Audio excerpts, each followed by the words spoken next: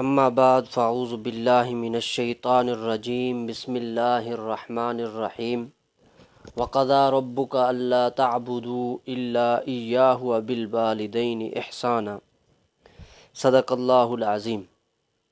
قابل صد احترام بھائیو دوستو، میں آپ حضرات کے سامنے والدین کی عظمت پر چند گزارشات عرض کرنا چاہتا ہوں کہ اللہ رب العزت نے قرآن عظیم الشان کے اندر 5 مقامات میں اپنے بعد والدین کی حقوق کا تذکرہ فرما دیا ہے۔ میں یہ سمجھتا ہوں کہ والدین کو اللہ رب العزت نے جو مقام اور مرتبہ عطا کیا ہے، اگر اللہ رب العزت حقیقی خدا ہیں تو مجازی خدا والدین کو قرار دیا گیا ہے۔ میرے محترم بھائیوں اور دوستو، سورۃ بنی اسرائیل وقضى ربك الا تعبدوا الا اياه وبالوالدين احسانا، اسی طرح سورۃ لقمان کے آیات مبارکہ۔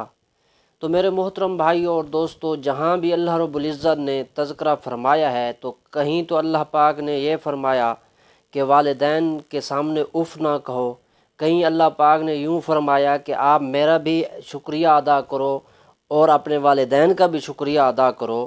تو میرے محترم بھائیو اور دوستو، والدین کے حقوق کو سمجھیے کہ اللہ رب العزت کیا ارشاد فرما رہے ہیں۔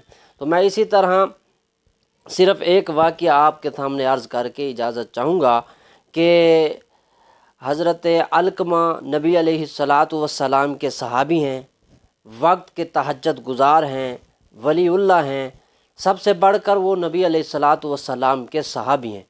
باوجود اس کے حضرت علقمہ کی زبان سے کلمہ جاری نہیں ہو رہا، تو حضرت علقمہ رضی اللہ تعالی عنہ کی بیوی نے حضور علیہ السلام کے پاس ایک قاصد بھیجا کہ یا رسول اللہ، علقمہ نزع کی حالت میں ہے اور اس کی زبان سے کلمہ شہادت جاری نہیں ہو رہا۔ تو حضور علیہ السلام سمجھ گئے اور پوچھا کہ یہ بتاؤ کہ حضرت علقمہ کے والدین میں سے کوئی زندہ ہے یا نہیں ہے۔ تو میرے محترم بھائیو اور دوستو، آپ اس واقعے کی اہمیت کو دیکھیں کہ والدین کی عظمت کو سمجھیے کہ حضور علیہ السلام نے فرمایا، اے بلال، اس کی جو والدہ زندہ ہے اس کو لے کر میرے پاس آؤ۔ حضور علیہ السلام کا قاصد یعنی حضرت بلال حبشی رضی اللہ تعالی عنہ ان کے پاس جاتے ہیں اور حضور علیہ السلام کا پیغام سناتے ہیں۔ حضور علیہ السلام کا پیغام سنتے ہوئی وہ بڑھیا جو ہے فوراً چل پڑتی ہے اور حضور علیہ السلام کی خدمت اقدس میں آ کر سلام عرض کرتی ہے، اور حضور علیہ السلام پوچھتے ہیں کہ اے اماں جی، یہ بتا دیجئے کہ آپ اپنے بیٹے کو کس طرح سمجھتی ہیں؟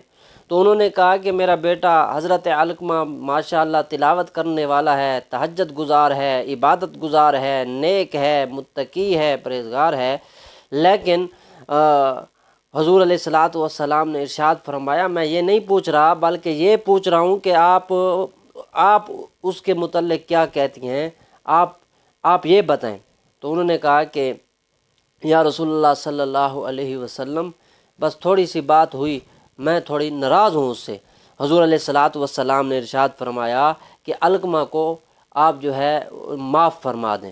تو انہوں نے کہا کہ یا رسول اللہ صلی اللہ علیہ وسلم، میں معاف نہیں کرتی۔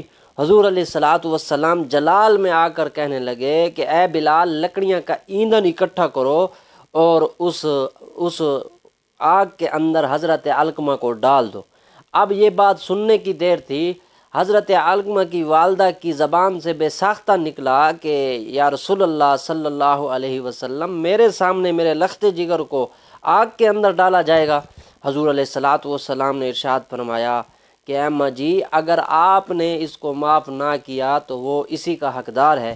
تو اب یہ بات سننے کی دیر تھی، اس کی زبان سے پھر بے ساختہ نکلا کہ یا رسول اللہ صلی اللہ علیہ وسلم، میں نے علقمہ کو معاف فرما دیا۔ اب یہ بات سنی اور حضور علیہ السلام کے چہرہ مسکرا اٹھا اور حضور نے ایک بندے کو بھیجا، جاؤ حضرت علقمہ کا حال جان کر آؤ۔ وہ بندہ جب حضرت علقمہ کے پاس پہنچتا ہے، حضرت علقمہ کی زبان سے کلمہ شہادت جاری ہوا اور وہ اس دنیا سے رحلت فرما گئے۔ تو میرے محترم بھائی اور دوستو، یہ بات سمجھیے کہ حضرت علقمہ نبی کا صحابی ہے، ہم مطلب ہے عام انسان، اور اس کے باوجود بھی والدین کی قدر نہیں کرتے۔ حضرت علقمہ تہجد گزار ہے، اگر ہم 2 رکعت نوافل پڑھتے ہیں تہجد کے، حضرت حضور کے صحابی ہونے کی حیثیت سے ہر صحابی کی یہ کیفیت تھی کہ وہ جب 2 رکعت نماز نفل کی نیت باندھتے تھے تو وہ 3 4 4 5 5 10 پارے جو ہے ایک رکعت کے اندر پڑھ لیا کرتے تھے۔ اور میرے محترم بھائیوں، یہ بات سمجھیے کہ ان کے آنکھیں پاک تھیں، ان کے دل پاک تھے، اور وہ متقی اور پرہیزگار تھے، باوجود اس کے اس کی زبان سے کلمہ شہادت جاری نہیں ہو رہا۔ تو اس چیز کی اہمیت کو سمجھیے کہ والدین اللہ کے حق کے بعد اگر کسی کا حق ہے تو وہ والدین کا حق ہے۔ اللہ رب العزت سے دعا ہے کہ والدین کی قدر ہمیں اللہ کرنے کی توفیق نصیب فرمائے۔